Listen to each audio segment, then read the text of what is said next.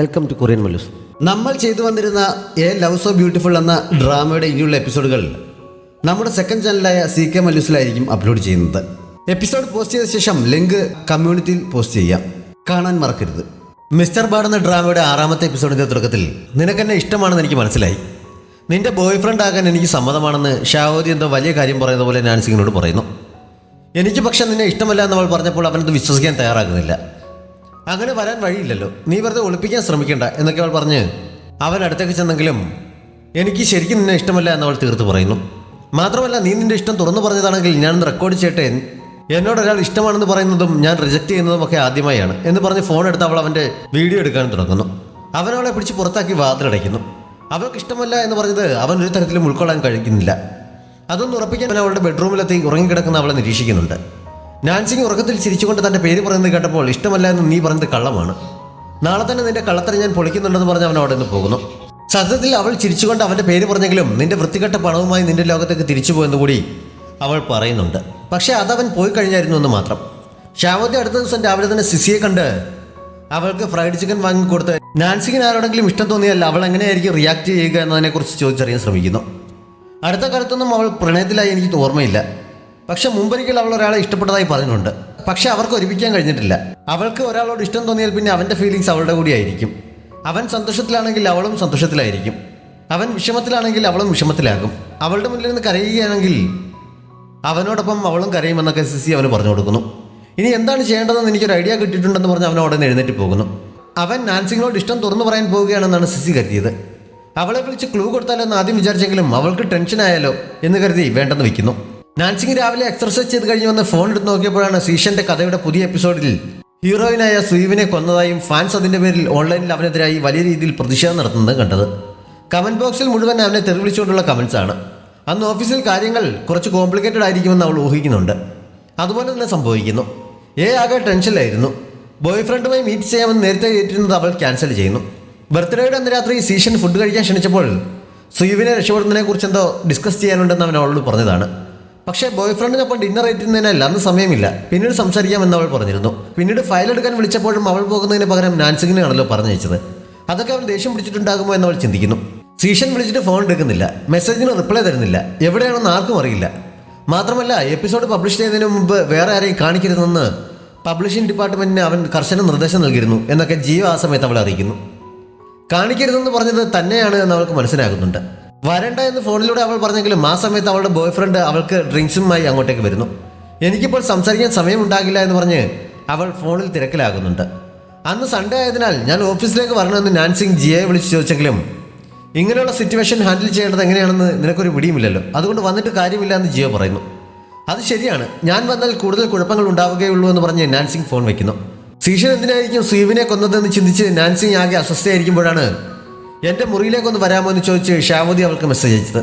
നാൻസിങ് ചെല്ലുമ്പോൾ അവൻ വൈൻ കഴിച്ചുകൊണ്ടിരിക്കുകയാണ്. നീ ഇത്ര രാവിലെ എന്താണ് ഇത് കഴിക്കാൻ തുടങ്ങിയതെന്ന് ചോദിച്ചുകൊണ്ട് അവൾ അവൻ്റെ അടുത്തേക്ക് ഇരിക്കുന്നു. അവൻ മൊത്തത്തിൽ സെൻറ്റി മൂഡിലാണ്. TV-യിൽ ഒരു ഹിസ്റ്റോറിക്കൽ ഡ്രാമ ഓടുന്നുണ്ട്. അതിലെ സ്ഥലമൊക്കെ കണ്ടപ്പോൾ സ്വന്തം സ്ഥലം ഓർമ്മ വന്നു എന്ന് പറഞ്ഞുകൊണ്ട് അവിടുത്തെ കാര്യങ്ങളെക്കുറിച്ച് കുറേ നെസ്റ്റോൾജി അടിക്കും. അവൻ പറയുന്നത് പലതും താനെഴുതിയ കഥയിൽ ഇല്ലല്ലോ എന്ന് നാൻസിങ് മനസ്സിൽ ചിന്തിക്കുന്നുണ്ട്. തന്നേക്കാൾ നന്നായി അവൾക്ക് തന്നെ അറിയാമെന്നുള്ള കാര്യം അറിയാതെ അവൻ കുറേ നുണക്കഥകൾ അടിച്ചുവിട്ട ശേഷം അവസാനം ഒരു കരച്ചിലും പാസ്സാക്കുന്നു. നാൻസിങ് അവൻ്റെ തോളിൽ തട്ടി അവനെ ചേർത്ത് പിടിച്ച് ആശ്വസിപ്പിച്ചപ്പോൾ അവളും ഇപ്പോൾ എന്നോടൊപ്പം കരയും, നിനക്കെന്നെ ഇഷ്ടമാണ് എന്ന് ഞാൻ തെളിയിക്കും എന്നൊക്കെ അവൻ മനസ്സിൽ വിചാരിക്കുന്നുണ്ട്. ഞാനും നല്ല വിഷമത്തിലാണ്, അതുകൊണ്ട് നമുക്ക് ഒരുമിച്ചിരുന്ന് വൈൻ കഴിക്കാമെന്ന് അവൾ പറഞ്ഞപ്പോൾ എൻ്റെ കാര്യം ഓർത്താണോ നീ വിഷമിക്കുന്നതെന്ന് അവൻ പ്രതീക്ഷ ചോദിക്കുന്നു. നിന്റെ കാര്യം ഓർത്തല്ല, ബോസ് കാരണമാണ്. അദ്ദേഹം സുയുവിനെ കൊന്നു, ഞാനിതങ്ങനെ സഹിക്കും. 10 വർഷമായി ഞാൻ സുയുവിനെ വളരെയധികം ഇഷ്ടപ്പെട്ടതാണ്. ബോസ് എന്തിനാണ് ഇങ്ങനെ ചെയ്തതെന്നൊക്കെ അവൾ വിഷമത്തോടെ പറയുന്നു. ഞാൻ ഇത്രയൊക്കെ പറഞ്ഞിട്ട് നിനക്ക് സുയുവിൻ്റെ കാര്യമാണോ പറയാനുള്ളതെന്ന് ഷാവോദി നിരാശയോടെ ചോദിക്കുന്നുണ്ട്. അത് പറഞ്ഞാൽ നിനക്ക് മനസ്സിലാകില്ല, ഞാൻ സുയുവിനെ എത്രമാത്രം ഇഷ്ടപ്പെട്ടിരുന്നു എന്നറിയാമോ? ഹൈസ്കൂളിൽ പഠിക്കുന്ന സമയത്ത് എനിക്ക് വളരെ മോശം സമയങ്ങളിലൂടെ കടന്നു പോകേണ്ടി വന്നപ്പോഴൊക്കെ എനിക്ക് ആശ്വാസം തന്നത് സുയുവാണ് എന്നൊക്കെ അവൾ പറയുന്നത് കേട്ട് അവൻ സ്വന്തം തലക്കടിക്കുന്നുണ്ട്. അടുത്ത ദിവസം ഓഫീസിന് മുന്നിൽ സമരം വിളിക്കുന്ന പ്രതിഷേധക്കാരായ ഫാൻസിനിടയിലൂടെയാണ് അവൾ ഓഫീസിനുള്ളിലേക്ക് കയറിയത്. ബോസിൻ്റെ മുറിയിൽ വെക്കാനായി റിസപ്ഷനിൽ നിന്ന് അവളെ ഒരു പാഴ്സൽ ഏൽപ്പിക്കുന്നുണ്ട്. അവളത് അവൻ്റെ ടേബിളിന് മുകളിൽ കൊണ്ടുവച്ചിട്ട് അവിടെ ക്ലീൻ ചെയ്തുകൊണ്ട് നിൽക്കുമ്പോഴാണ് എയും അവനും കൂടി സംസാരിച്ചുകൊണ്ട് അവിടേക്ക് വരുന്ന ശബ്ദം കേട്ടത്. അവൻ്റെ മുന്നിൽ ചെന്ന് ചാടണ്ടല്ലോ എന്ന് കരുതി അവൾ വേഗം മേശയ്ക്ക് അടിയിൽ കയറി ഒളിച്ചിരിക്കുന്നു. സുയുവിനെ കൊല്ലുന്നതിനെ കുറിച്ച് തന്നോടൊരു വാക്ക് പോലും പറയാതിരുന്നതിൻ്റെ പേരിൽ അവനെ കുറ്റപ്പെടുത്തിക്കൊണ്ടാണ് വന്നത്. കഥ എങ്ങനെ എഴുതണം എന്നുള്ളത് എൻ്റെ വ്യക്തിപരമായ കാര്യമാണ്. അത് ഞാൻ നിന്നോട് പറയേണ്ട കാര്യമില്ലല്ലോ. നീ നിന്റെ വ്യക്തിപരമായ റിലേഷൻഷിപ്പിനെ കുറിച്ചൊന്നും എന്നോട് പറയാറില്ലല്ലോ എന്ന് സീഷൻ പരാതി പറഞ്ഞപ്പോൾ അതും ഇതും തമ്മിൽ എന്ത് ബന്ധമാണുള്ളത്? ഞാൻ റിലേഷൻഷിപ്പിൽ ആകരുത് എന്ന് കമ്പനിയുടെ കോൺട്രാക്റ്റിൽ പറഞ്ഞിട്ടൊന്നുമില്ലല്ലോ എന്നവൾ തർക്കിക്കുന്നു. അങ്ങനെയില്ല, പക്ഷെ നീ ബോയ്ഫ്രണ്ടിനൊപ്പം സമയം ചിലവഴിക്കുന്നതുകൊണ്ടല്ലേ നാൻസിങ്ങിനെ ഫയൽ എടുക്കാൻ പറഞ്ഞയച്ചത്. അതുകൊണ്ടാണ് എനിക്ക് ഈ കാര്യം നിന്നോട് ഡിസ്കസ് ചെയ്യാൻ പറ്റാതെ പോയത് എന്നവൻ വീണ്ടും പറയുന്നു. എൻ്റെ പേഴ്സണൽ കാര്യത്തിന് സമയം നീക്കി വെച്ചതുകൊണ്ടല്ല ഞാൻ നാൻസിങ്ങിനെ പറഞ്ഞയച്ചത്. അവൾ നിന്റെ അസിസ്റ്റൻ്റ് ആണ്. ഇനി മുതൽ അതൊക്കെ അവളുടെ ജോലിയാണ്. നിന്റെ അസിസ്റ്റൻ്റായി തുടരാൻ എനിക്ക് കഴിയില്ല എന്ന് ഞാൻ തീർത്ത് പറഞ്ഞു കഴിഞ്ഞു. ഇപ്പോൾ നീ ഉണ്ടാക്കിയ കുഴപ്പം കാരണം പുറത്തു നടക്കുന്ന പ്രശ്നങ്ങൾ നീയും കണ്ടല്ലോ. ഇതിനൊക്കെ എന്താണ് ഒരു പരിഹാരമെന്ന് നീ തന്നെ വിട്ടിരുന്ന് ആലോചിക്കാൻ പറഞ്ഞിട്ട് പുറത്തേക്ക് ഇറങ്ങിപ്പോകുന്നു. വേണമെങ്കിൽ ക്യാരക്ടറിനെ തിരികെ കൊണ്ടുവരാൻ എനിക്ക് കഴിയും. ഞാനാണ് എഴുതുന്നത് എന്ന് പെറുപുറത്തുകൊണ്ട് അവൻ സീറ്റിലേക്ക് നടന്നപ്പോൾ ഒളിച്ചിരുന്ന നാൻസിങ്ങിന്റെ കാലിൽ തട്ടി വീഴാൻ തുടങ്ങുകയും അവളെ കാണുകയും ചെയ്യുന്നു. നീ ഇവിടെ എന്ത് ചെയ്യുകയാണെന്ന് അവൻ ചോദിച്ചെങ്കിലും അവൾ മറുപടിയൊന്നും പറയാതെ ഒരു വിധത്തിൽ എഴുന്നേറ്റ് അവിടെ നിന്ന് പുറത്തേക്ക് ഇറങ്ങി പോകാൻ തുടങ്ങുന്നു. എന്തിനാണ് ഇങ്ങോട്ട് വന്നത് എന്ന് അവൻ വീട്ടിൽ ചോദിച്ചപ്പോൾ അവൾ മേശപ്പുറത്തിരുന്ന പാഴ്സൽ കാണിച്ചു കൊടുത്തിട്ട് പുറത്തേക്ക് നടക്കുന്നു. പാഴ്സൽ തുറന്നു നോക്കി അവൻ എന്തിനെയോ കൊന്നു വെച്ചിരിക്കുന്നത് കണ്ട് ഞെട്ടുന്നു. ശബ്ദം കേട്ട് നാൻസിങ് തിരിഞ്ഞെന്ന് എന്താണെന്ന് അന്വേഷിക്കുന്നുണ്ട്. അവനൊന്നും പറയാതിരുന്നപ്പോൾ അവൾ മുന്നോട്ട് ചെന്നത് കാണുന്നു. എപ്പിസോഡിൽ അവൻ എഴുതിയ ഒരു സീൻ അവനോടുള്ള പ്രതിഷേധം അറിയിക്കാൻ ആരോ അതുപോലെ അനുകരിച്ചിരിക്കുകയാണ്. അതെടുത്തുകൊണ്ട് കളയാനും അക്കാര്യം ആരോട് പറയരുതെന്നും അവൻ അവളോട് പറയുന്നു. നാൻസിങ് അതുമെടുത്ത് പുറത്തേക്ക് പോയെങ്കിലും ഉടനെ തന്നെ തിരികെ ചെന്ന് ഈ കാര്യം രഹസ്യമാക്കി വെക്കുന്ന ഒട്ടും ശരിയല്ല. പോലീസിൽ പരാതിപ്പെടുന്നതാണ് നല്ലത് എന്ന് അവനോട് പറയുന്നു. ഇതൊക്കെ പോലീസിൽ പറയാൻ പോയാൽ പിന്നെ അതിനെ സമയം കാണുകയുള്ളൂ. എഴുത്തുകാരുടെ ജീവിതത്തിൽ ഇതൊക്കെ സാധാരണയാണെന്ന് പറഞ്ഞ് അവനത് നിസ്സാരമായി തള്ളിക്കളഞ്ഞപ്പോൾ ഇത് മറ്റുള്ള സംഭവങ്ങൾ പോലെയാണെന്ന് എനിക്ക് തോന്നുന്നില്ല. ബോസ് നോവലിൽ എഴുതിയ സീൻ അതുപോലെ തന്നെ അനുകരിച്ചിരിക്കുകയാണ്. മാത്രമല്ല കമ്പനി എവിടെയാണെന്ന് കണ്ടെത്തി കഴിഞ്ഞു. ബോസിനെ ഫോളോ ചെയ്യുന്നുണ്ടെങ്കിൽ അത് കൂടുതൽ കുഴപ്പങ്ങൾ ഉണ്ടാക്കുമെന്നും അവൾ പറയുന്നു. വ്യക്തമായ തെളിവൊന്നുമില്ലാതെ പോലീസിൽ പരാതി കൊടുത്ത ശേഷം അവർ അന്വേഷിച്ചൊന്നും കണ്ടെത്താൻ കഴിഞ്ഞില്ലെങ്കിൽ അത് കമ്പനിക്ക് തന്നെ നാണക്കേടാകും. അതുകൊണ്ട് ഇക്കാര്യം മറ്റാരോടും പറയാതെ നീ നിന്റെ ജോലി നോക്കാൻ അവൻ പറഞ്ഞെങ്കിലും അവൾ പിന്നെയും തർക്കിക്കുകയാണ്. ശരിക്കുമുള്ള ഒരു പ്രശ്നം വന്നപ്പോൾ അവരോട് സംസാരിക്കാൻ മുമ്പ് അവൾക്കുണ്ടായിരുന്ന ഭയമൊക്കെ എവിടെയോ ഓടി ഒളിച്ചിരിക്കുന്നു. പോലീസിൽ പരാതി കൊടുക്കാൻ തയ്യാറല്ലെങ്കിൽ ഞാൻ തന്നെ അവനെ കണ്ടുപിടിക്കാമെന്ന് നാൻസിങ് പറഞ്ഞപ്പോൾ നിനക്കതിന് കഴിയുമോ? നീ എൻ്റെ മുന്നിൽ സ്മാർട്ടാകാൻ ശ്രമിക്കുന്നത് ജോലി സ്ഥിരമാവാൻ വേണ്ടിയാണോ എന്ന് അവൻ ചോദിക്കുന്നു. ജോലിക്ക് വേണ്ടിയല്ല, ബോസിൻ്റെ സേഫ്റ്റിക്ക് വേണ്ടിയാണ് ഞാൻ ചെയ്യുന്നത് പറഞ്ഞ് അവൾ വീണ്ടും തർക്കിക്കുന്നു. അവസാനം നീ പറയുന്ന പോലെ നിനക്ക് അവനെ പിടിക്കാൻ കഴിയുകയാണെങ്കിൽ നിന്നെ ഞാൻ സ്ഥിരം സ്റ്റാഫാക്കാമെന്ന് അവൻ പറയുന്നു. അവളും അത് സമ്മതിക്കുന്നു. അപ്പോഴത്തെ ആവേശത്തിന് അത്രയൊക്കെ പറഞ്ഞ ശേഷമാണ് താൻ എന്താണ് ഈ കാണിക്കുന്നത് എന്ന ബോധം അവൾക്കുണ്ടായത്. കാറ്റടിച്ചുവിട്ട ബലൂൺ പോലെയാണ് അവൾ പുറത്തേക്ക് വന്നത്. അവളുടെ വരവ് കണ്ട് എന്ത് പറ്റിയെന്ന് ജിയോ തിരക്കുന്നു. ഞാനൊന്ന് ബാത്റൂം ഉപയോഗിച്ചോട്ടെ എന്നവൾ ചോദിച്ചപ്പോൾ അതിന് എന്തിനാണ് എൻ്റെ പെർമിഷൻ, നിനക്ക് പോയിക്കൂടെ എന്ന് ജിയോ പറയുന്നു. പാഴ്സലും കൈ പിടിച്ചുകൊണ്ട് തന്നെയാണ് അവൾ ബാത്റൂമിലേക്ക് പോയത്. ബോസിനെ എതിർത്ത് സംസാരിച്ചതിനെ കുറിച്ച് ഓർത്ത് അതിനുള്ളിലിരുന്ന് അവൾ സ്വയം കുറ്റപ്പെടുത്തുന്നുണ്ട്. ഇപ്പോൾ അതിനെക്കുറിച്ച് ചിന്തിക്കാനുള്ള സമയമല്ല. എത്രയും പെട്ടെന്ന് ക്രിമിനലിനെ കണ്ടുപിടിക്കണമെന്ന് അടുത്ത നിമിഷം തന്നെ അവൾ വിചാരിക്കുന്നു. സീഷൻ കഥയിലെഴുതിയ അനുസരിച്ച് വെള്ളപ്രാവിന്റെ ഡെഡ് ബോഡി ഓഫീസിലേക്ക് കൊടുത്തയച്ച ദിവസം രാത്രി ക്രിമിനൽ ഓഫീസിലെത്തി അതിന്റെ ഡോറിൽ രക്തമൊഴിക്കുകയും അതിനുശേഷം മൂന്നാമത്തെ ദിവസം അവനെ കൊല്ലുകയും ചെയ്യും. അതൊരിക്കലും സംഭവിക്കാൻ പാടില്ല. എങ്ങനെയെങ്കിലും തടഞ്ഞേ പറ്റുമെന്ന് ചിന്തിച്ച് അവൾ ഉടൻ തന്നെ സഹായത്തിനായി ഷാവോദിയെ ഫോൺ വിളിക്കുന്നു. അവൻ ടി വിയിൽ കണ്ടുകൊണ്ടിരുന്ന ഡ്രാമയിൽ മഴ പെയ്യുന്നതിനാൽ അതുപോലൊരു കുടയും പിടിച്ചിരുന്നു. ഹീറോയിന്റെ ലവ് കൺഫെഷൻ കണ്ടുകൊണ്ടിരിക്കുമ്പോഴാണ് നാൻസിങ്ങിന്റെ കോൾ വന്നത്. ഒരു അത്യാവശ്യ കാര്യത്തിനാണ്, ഓഫീസിലേക്കൊന്ന് വരാമോ എന്ന് അവൾ ചോദിച്ചപ്പോൾ ഞാനിപ്പോൾ തിരക്കിലാണെന്ന് പറഞ്ഞ് അവൻ ഫോൺ കട്ട് ചെയ്യുന്നു. നാൻസിങ് വേറെ വഴിയില്ല അവനെ ഒന്ന് സമൺ ചെയ്യിക്കാൻ ശ്രമിക്കുന്നുണ്ട്. എന്തായാലും സംഭവം സക്സസ് ആയി. അവളുടെ സഹായത്തിനുള്ള വിളി കേട്ടപ്പോഴേ അവൻ കുടയൊക്കെ എടുത്ത് ദൂരെ എറിയുന്നു. നാൻസിങ്ങിന്റെ മടിയിലാണ് അവൻ വന്നിരുന്നത്. നീ ശരിക്കും വന്നോ എന്ന് അവൾ അത്ഭുതത്തോടെ ചോദിച്ചപ്പോൾ അവൻ അവളുടെ വാ പൊത്തിയിട്ട് നിനക്കെന്നെ വിളിച്ചു വരുത്തുമ്പോൾ കുറച്ചുകൂടെ നല്ല സ്ഥലത്തേക്ക് വിളിച്ചുകൂടെ എന്ന് ചോദിക്കുന്നു. ഇത് നടക്കുമെന്ന് എനിക്ക് ഉറപ്പില്ലായിരുന്നു എന്ന് അവൾ പറഞ്ഞപ്പോൾ അവൻ എഴുന്നേറ്റ് പുറത്തേക്ക് ഇറങ്ങാൻ തുടങ്ങുന്നു. അപ്പോഴാണ് പുറത്ത് ജിയ അവളെ വിളിക്കുന്നത് കേട്ടത്.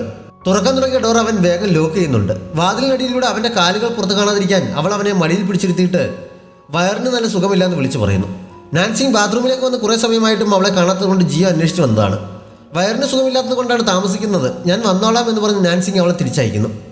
ജിയോ പോയി എന്നുറപ്പായപ്പോൾ അവൻ അവളുടെ മടിയിൽ നിന്ന് എഴുന്നേൽക്കുന്നുണ്ട്. അത്രയും നേരം അവനെ മടിയിലെത്തി അവളുടെ കാലൊരു വഴിക്കായിരുന്നു. എനിക്ക് ശരിക്കും നിന്റെ സഹായം ആവശ്യമുണ്ട് എന്നവൾ പറഞ്ഞപ്പോൾ ഇവിടെ നിന്ന് പുറത്തിറങ്ങിയിട്ട് പോരെ അതിനെക്കുറിച്ച് സംസാരിക്കുന്നതെന്ന് ചോദിച്ചിട്ട് അവൻ പുറത്തിറങ്ങുന്നു. എന്തായാലും ആരുടെയും കണ്ണിൽപ്പെടാതെ രണ്ടുപേരും അവിടെ നിന്ന് പുറത്തെത്തുന്നുണ്ട്. നാൻസിങ് അവൻ്റെ മുൻപിൽ പ്രശ്നം അവതരിപ്പിക്കുന്നു. ഇന്ന് രാത്രി ആ ക്രിമിനൽ ഇവിടെ എത്താൻ സാധ്യതയുണ്ടെന്നും അവൾ പറയുന്നു. അവൻ മറുപടിയൊന്നും പറയാൻ നിൽക്കുന്ന കണ്ടപ്പോൾ സഹായിക്കില്ല എന്നാണ് അവൾ കരുതിയത്. പക്ഷേ അവൾ കൂടുതൽ നിർബന്ധിക്കുന്നതിന് മുമ്പ് സഹായിക്കാമെന്നവൻ ഏൽക്കുന്നു. അന്ന് രാത്രി ബാക്കി സ്റ്റാഫെല്ലാം പോയ ശേഷം അവർ രണ്ടുപേരും കൂടി ക്രിമിനൽ വരുന്നതും കാത്ത് ഓഫീസിൽ തന്നെ ഇരിക്കുന്നു. അവൻ കസേരയിൽ ഇരിക്കാൻ തുടങ്ങിയപ്പോൾ അവിടെ ഇരുന്നാൽ അവൻ ഇങ്ങോട്ടേക്ക് വരാൻ മടിക്കും എന്ന് പറഞ്ഞ് അതിന് സമ്മതിക്കാതെ അവൾ അവനെ പിടിച്ച് ഒളിച്ചിരുത്തുന്നു. എന്നും വരുന്ന സമയം കഴിഞ്ഞിട്ടും അവളെ കാണാതായപ്പോൾ അമ്മ അവളുടെ ഫോണിലേക്ക് വിളിക്കുന്നുണ്ട്. അമ്മയെ വിളിച്ച് ലേറ്റാകുമെന്ന് പറയാൻ അവൾ മറന്നിരുന്നു. ഓവർ ടൈം ജോലിക്ക് ഇരിക്കുകയാണ്, വരാൻ താമസിക്കുമെന്ന് അവൾ അമ്മയെ അറിയിക്കുന്നു. ഷാവോദിക്കൊപ്പമാണോ എന്ന് അമ്മ ചോദിച്ചപ്പോൾ അല്ല എന്നാണ് അവൾ പറഞ്ഞത്. ഫോൺ വെച്ച് കഴിഞ്ഞപ്പോൾ ഈ ജോലി നിലനിർത്താൻ വേണ്ടി ഇത്രയൊക്കെ കഷ്ടപ്പെടേണ്ട ആവശ്യമുണ്ടോ? നിനക്ക് മറ്റെന്തെങ്കിലും ജോലിക്ക് ശ്രമിച്ചുകൂടെ എന്ന് അവൻ അവളോട് ചോദിക്കുന്നു. ജോലി നിലനിർത്താൻ വേണ്ടിയല്ല ഞാനിത് ചെയ്യുന്നത്. ഹൈസ്കൂളിൽ പഠിക്കുന്ന സമയത്ത് ഞാനൊരു അപകടത്തിൽപ്പെട്ട വിവരം നിന്നോട് പറഞ്ഞിരുന്നില്ലേ? ആ അപകടത്തിന് ശേഷം ഞാനൊരു ഡിപ്രഷൻ അവസ്ഥയിലെത്തിയിരുന്നു. അതിൽ നിന്ന് ഒരിക്കലും രക്ഷപ്പെടാൻ കഴിയില്ല എന്നാണ് ഞാൻ കരുതിയത്. ആ സമയത്താണ് ബോസിൻ്റെ നോവൽ ഞാൻ ആദ്യമായി വായിക്കുന്നത്.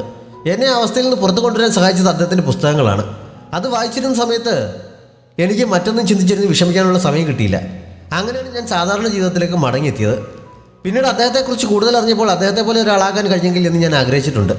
സാമ്പത്തികമായി നല്ല നിലയിലുള്ള കുടുംബത്തിൽ ജനിച്ചിട്ടും സാധാരണക്കാരായ എഴുത്തുകാരെ സഹായിക്കുന്നതിന് വേണ്ടി ഒരുപാട് നല്ല കാര്യങ്ങൾ അദ്ദേഹം ചെയ്യുന്നുണ്ട് എന്നൊക്കെ നാൻസിങ് നിർത്താതെ പറയുന്നു. ആ സമയത്ത് അവൾ പ്രതീക്ഷിച്ചതുപോലെ തന്നെ ആ ക്രിമിനൽ അവിടെ എത്തുന്നുണ്ട്. ശബ്ദം കേട്ടതും അവൾ എഴുന്നേറ്റ് അവനെ പിടിക്കാനായി ഓടാൻ തുടങ്ങിയെങ്കിലും കാൽ വഴുതി വീഴുന്നു. അപ്പോഴേക്കും ബഹളം കേട്ട് അയാൾ ഓടാൻ തുടങ്ങുന്നു. ഷാവോദി അയാളുടെ പുറകെ ഓടുന്നുണ്ട്. താഴെ വീണ് നാൻസിങ് എഴുന്നേറ്റ് അവരുടെ പുറകെ ചെന്നപ്പോൾ കണ്ടത് കുത്തുകൊണ്ട് രക്തമൊലിച്ചിടക്കുന്ന ഷാവോദിയെയാണ്. നാൻസിങ് ശരിക്കും പേടിക്കുന്നുണ്ട്. അവൾ കരഞ്ഞുകൊണ്ട് അവൻ്റെ അടുത്തേക്ക് ഇരുന്ന്, പേടിക്കണ്ട, ഇവിടുത്തെ മെഡിക്കൽ സംവിധാനം ഒരുപാട് അഡ്വാൻസ്ഡ് ആണ്, നിനക്കൊന്നും സംഭവിക്കില്ല, വേണമെങ്കിൽ എൻ്റെ മുഴുവൻ രക്തവും നിനക്ക് തരാൻ ഞാൻ തയ്യാറാണെന്നൊക്കെ പറഞ്ഞ് ആശ്വസിപ്പിച്ചുകൊണ്ട് ആംബുലൻസ് വിളിക്കാനായി ഫോൺ എടുക്കുന്നു. അതുകൊണ്ടൊന്നും പ്രയോജനം ഉണ്ടാകുമെന്ന് തോന്നുന്നില്ല എന്ന് പറഞ്ഞ് അവൻ അവളുടെ കയ്യിൽ പിടിച്ചിട്ട് മരിച്ചതുപോലെ കണ്ണടയ്ക്കുന്നു. അവൻ ശരിക്കും മരിച്ചതാണെന്ന് കരുതി നാൻസിങ് പൊട്ടിക്കരയുന്നുണ്ട്. അപ്പോഴാണ് അവൻ കണ്ണു തുറന്ന് ഞാനൊരു തമാശ കാണിച്ചതാണെന്ന് പറയുന്നത്. ഇങ്ങനെയാണോ തമാശ കാണിക്കുന്നതെന്ന് ചോദിച്ചാൽ അവൾ അവിടെ നിന്ന് പൊട്ടിക്കരയുന്നുണ്ട്. ഷാവോദി അവളുടെ റിയാക്ഷൻ കണ്ട് ആകെ ഷോക്കായി ഇരിക്കുകയാണ്. അവൻ അവളുടെ അടുത്തേക്ക് ചെന്ന് ആശ്വസിപ്പിക്കാൻ തുടങ്ങിയെങ്കിലും അവൾ അവനെ തട്ടിമാറ്റി അവിടെ നിന്ന് എഴുന്നേറ്റ് പോകുന്നു. ആ ക്രിമിനലിനെ അവൻ ഓൾറെഡി പിടിച്ച് കെട്ടിയിട്ടിട്ടുണ്ടായിരുന്നു. നാൻസിങ് ഓഫീസിൽ ചെന്ന് കരയുകയാണ്. ഷാവോദി അടുത്തേക്ക് വരുന്ന കണ്ടപ്പോൾ അവൾ മുഖം തിരിക്കുന്നു. അവൻ കുറേ സമയം എന്തൊക്കെയോ പറഞ്ഞ് നയത്തിൽ അവളുടെ പിണക്കം മാറ്റി അടുത്ത് കൂടുന്നുണ്ട്. ഇനി ഒരിക്കലും ഇങ്ങനെയുള്ള തമാശകളൊന്നും കാണിക്കുകയില്ല എന്നവൾക്ക് ഉറപ്പം കൊടുക്കുന്നു. അവസാനം അവൾ പിണക്കമൊക്കെ മാറി ചിരിക്കുന്നുണ്ട്. അതിനുശേഷം അവർ സീഷനെയും എയും വിളിച്ചു വരുത്തി വിവരങ്ങളെല്ലാം അറിയിക്കുന്നു. തുടക്കത്തിലെ കാര്യങ്ങൾ അറിയിക്കാതിരുന്നതിനും പോലീസിൽ റിപ്പോർട്ട് ചെയ്യാതിരുന്നതിനും നാൻസിങ്ങിന് എന്തെങ്കിലും അപകടം പറ്റിയിരുന്നെങ്കിൽ എന്ത് ചെയ്യുമായിരുന്നു എന്ന് ചോദിച്ച് എ ശീഷനെ ശരിക്കും വഴക്ക് പറയുന്നു. ഞാൻ വെറുതെ പറഞ്ഞത് അവൾ ഇത്ര സീരിയസ് ആയി എടുക്കുമെന്ന് കരുതിയതല്ല എന്നവൻ പറഞ്ഞപ്പോൾ, നീ അവളുടെ ബോസല്ലേ, നീ പറയുന്നതൊക്കെ അവൾ സീരിയസ് ആയി എടുക്കണ്ടേ എന്ന് എ ചോദിച്ചെങ്കിലും അവൻ്റെ വാക്ക് കേട്ടിങ്ങനെ ഇറങ്ങി തിരിച്ചതിന് നാൻസിങ്ങിനെയും അവൾ വഴക്ക് പറയുന്നു. നീ തനിച്ചിടപെടാത്ത നിന്റെ അയൽക്കാരനെ കൂടി ഇതിൽ ഉൾപ്പെടുത്തി, അവരെന്തെങ്കിലും സംഭവിച്ചിരുന്നെങ്കിൽ നീ എന്ത് ചെയ്യുമായിരുന്നു എന്നൊക്കെ എ അവളോട് ചോദിക്കുന്നു. ഷാവോദി കുത്തുകൊണ്ടതുപോലെ കിടന്നത് അവൾക്ക് അപ്പോൾ ഓർമ്മ വരുന്നു. ശരിക്കും അങ്ങനെ എന്തെങ്കിലും സംഭവിച്ചിരുന്നെങ്കിൽ എന്ത് ചെയ്യുമായിരുന്നു എന്നവൾ അപ്പോൾ പേടിക്കുന്നുണ്ട്. ആരോടും ആലോചിക്കാതെ ഇങ്ങനെ ചെയ്തതിന് അവൾ സോറി പറഞ്ഞപ്പോൾ, സോറി പറയേണ്ടത് എന്നോടല്ല നിന്റെ അയൽക്കാരനോടാണ് എന്ന് എ പറയുന്നു. അവിടുത്തെ ജോലി കഴിഞ്ഞ് പോകാനുള്ള സമയമായി എന്ന് കരുതി നാൻസിങ് ഞാൻ എൻ്റെ സാധനങ്ങളും പാക്ക് ചെയ്ത് ഇപ്പോൾ തന്നെ പോയിക്കോളാം എന്ന് പറഞ്ഞ് പോകാൻ തുടങ്ങിയപ്പോൾ, നീ ക്രിമിനലിനെ പിടിക്കുകയാണെങ്കിൽ നിന്നെ റെഗുലർ സ്റ്റാഫ് ആക്കാമെന്ന് സീഷൻ പറഞ്ഞതല്ലേ, പിന്നെ നീ എങ്ങോട്ടാണ് പോകുന്നത്, നീ ഇന്നു മുതൽ ഇവിടുത്തെ റെഗുലർ സ്റ്റാഫാണെന്ന് എ പറയുന്നു. ബോസ് അപ്പോൾ അത് വെറുതെ പറഞ്ഞതാണെന്ന് നാൻസിങ്ങും ഞാൻ വെറുതെ പറഞ്ഞതാണെന്ന് സീഷനും പറഞ്ഞെങ്കിലും ഏത് അംഗീകരിച്ചു കൊടുക്കുന്നില്ല. ഇടയ്ക്ക് കയറി എന്തോ പറയാൻ വന്ന സീഷന്റെ വായ അടപ്പിച്ചിട്ട് അവൾ നാൻസിങ്ങിനോട് പുറത്തിറക്കി നിൽക്കാൻ പറയുന്നു. ഇത്ര വലിയൊരു പ്രശ്നം പറയാതിരുന്നത് എന്താണെന്ന് ചോദിച്ച് അവൾ വീണ്ടും സീഷനോട് വഴക്കുണ്ടാക്കുന്നു. സീവിനെ കൊല്ലുന്നതിനെക്കുറിച്ചും നീ എന്നോട് സൂചിപ്പിച്ചില്ല, ഇഷ്ടമുള്ളത് മാത്രം എഴുതുന്ന ഒരാളാണ് നീ എന്നെനിക്കറിയാം, പക്ഷേ ഈ കമ്പനി തുടങ്ങിയത് നമ്മൾ ഒരുമിച്ചാണ്, നിനക്ക് മാനേജ്മെന്റ് കാര്യങ്ങളിൽ താല്പര്യമില്ല എന്ന് പറഞ്ഞപ്പോൾ ഞാൻ എതിർപ്പൊന്നും പറഞ്ഞില്ല, ഞാനതെല്ലാം നോക്കിക്കോളാമെന്ന് പറഞ്ഞു. ഇത് നിന്റെ മാത്രം സ്വപ്നങ്ങളല്ല, എൻ്റെയും കൂടി സ്വപ്നമാണ് എന്ന കാര്യം നീ മറക്കരുത് എന്നൊക്കെ പറഞ്ഞ് അവൾ വല്ലാതെ ചൂടാകുന്നുണ്ട്. അതിനുശേഷം പുറത്തിറങ്ങി ഇങ്ങനൊരു ഘട്ടത്തിൽ സഹായിച്ചതിന് ഷാവോദിക്ക് നന്ദി അറിയിച്ചിട്ട് അവരോട് പോയിക്കോളാൻ പറയുന്നു. പിന്നീട് ക്രിമിനലിൻ്റെ അടുത്തേക്ക് ചെന്ന് ഇങ്ങനൊരു ആക്രമണം നടത്തി എന്തിനാണെന്ന് ചോദിക്കുന്നു. എനിക്ക് അദ്ദേഹത്തെ ഉപദ്രവിക്കാൻ യാതൊരു ഉദ്ദേശവുമില്ലായിരുന്നു, സീവിനെ കൊന്നതിൻ്റെ വിഷമം തീർക്കാൻ ഞാൻ അദ്ദേഹത്തെ പേടിപ്പിക്കണമെന്നേ ഉദ്ദേശിച്ചുള്ളൂ എന്നയാൾ പറഞ്ഞപ്പോൾ, സീവിനെ നിങ്ങൾ ശരിക്കും ഇഷ്ടപ്പെടുന്നുണ്ടെങ്കിൽ ക്യാരക്ടർ ക്രിയേറ്റ് ചെയ്ത അദ്ദേഹത്തെ നിങ്ങൾക്ക് കുറച്ചുകൂടി വിശ്വസിക്കാമായിരുന്നു, അദ്ദേഹം ഇല്ലായിരുന്നെങ്കിൽ നിങ്ങൾക്കൊരിക്കലും സീവിനെ കിട്ടുകയില്ലായിരുന്നു. ഞാൻ പോലീസിനെ വിളിച്ചിട്ടുണ്ട്, സീവിനോടുള്ള ഇഷ്ടം ഇങ്ങനെയുള്ള കാര്യങ്ങൾ ചെയ്യാൻ ഒരു കാരണമല്ല എന്ന് പറഞ്ഞിട്ട് അവിടെ നിന്ന് പോകുന്നു. അവളുടെ കൂൾ ആറ്റിറ്റ്യൂഡ് സീഷൻ ആരാധനയോടെ നോക്കി നിൽക്കുന്നുണ്ട്. വീട്ടിലേക്ക് പോകുന്ന വഴിക്ക് നാൻസിങ് ക്രിമിനലെ പിടിക്കാൻ സഹായിച്ചതിന് ഷാവോദിക്ക് നന്ദി പറഞ്ഞപ്പോൾ, നീ നിന്റെ സ്വന്തം കഴിവ് ഉപയോഗിച്ചാണ് അയാൾ ഇന്ന് അവിടെ വരുമെന്ന് ഊഹിച്ചത്, അതുകൊണ്ട് എനിക്ക് നന്ദി പറയേണ്ട ആവശ്യമില്ല എന്ന് അവൻ പറയുന്നു. അങ്ങനെ അപകടകരമായ സാഹചര്യത്തിലേക്ക് അവനെ വിളിച്ചുകൊണ്ട് വന്നതിന് അവൾ സോറിയും പറയുന്നുണ്ട്. റെഗുലർ സ്റ്റാഫായെങ്കിലും ബോസിന് ആ തീരുമാനം ഒട്ടും ഇഷ്ടപ്പെട്ടിട്ടില്ല. മാത്രമല്ല ഓഫീസിലെ മറ്റുള്ളവർ ഞാൻ എന്തെങ്കിലും കള്ളക്കളി കളിച്ചാണ് റെഗുലർ സ്റ്റാഫായതെന്ന് വിചാരിച്ചാലോ എന്നൊക്കെ അവൾ ആശങ്കപ്പെട്ടപ്പോൾ, മറ്റുള്ളവർ ചിന്തിക്കുന്നതിനെക്കുറിച്ച് ഓർത്ത് നീ എന്താണ് വിഷമിക്കുന്നത്, നിനക്കെന്തായാലും ജോലി സ്ഥിരമായല്ലോ, ഇനി മുന്നോട്ട് പോകുമ്പോൾ വരുന്ന പ്രശ്നങ്ങൾ നേരിടാൻ തയ്യാറായാൽ മാത്രം മതി. ഇന്ന് രാത്രി മുഴുവൻ എൻ്റെ സമയം ചെലവാക്കി നിനക്ക് വേണ്ടി പ്രവർത്തിച്ചതൊന്നും വെറുതെ ആയി പോകരുത് എന്നവൻ പറയുന്നു. നാൻസിങ് കുറച്ച് ചിന്തിച്ചിട്ട് നീ പറയുന്നതൊക്കെ എനിക്ക് മനസ്സിലാകുന്നുണ്ട് എന്ന് പറയുന്നിടത്ത് ഈ എപ്പിസോഡ് അവസാനിക്കുന്നു. നമ്മുടെ ഫാമിലിയിൽ ബർത്ത്ഡേ ആഘോഷിക്കുന്ന സനയ്ക്കും മുഷീനയ്ക്കും ആദിശ്രീയുടെ അമ്മയ്ക്കും കൊറിയൻ മല്ലൂസ് ഫാമിലിയുടെ ബർത്ത്ഡേ വിഷസ് അറിയിക്കുന്നു. ഈ ഡ്രാമ നിങ്ങൾക്ക് ഇഷ്ടപ്പെട്ടെങ്കിൽ നിങ്ങളുടെ അഭിപ്രായങ്ങൾ കമൻറ്റ് ബോക്സിലൂടെ ഉറപ്പായും അറിയിക്കണം. നമ്മുടെ ചാനൽ ഇതുവരെയും സബ്സ്ക്രൈബ് ചെയ്തിട്ടില്ലാത്ത കൂട്ടുകാർ സബ്സ്ക്രൈബ് ചെയ്യാനും ലൈക്ക് ചെയ്യാനും ഷെയർ ചെയ്യാനും മറക്കരുത്. Thanks for watching.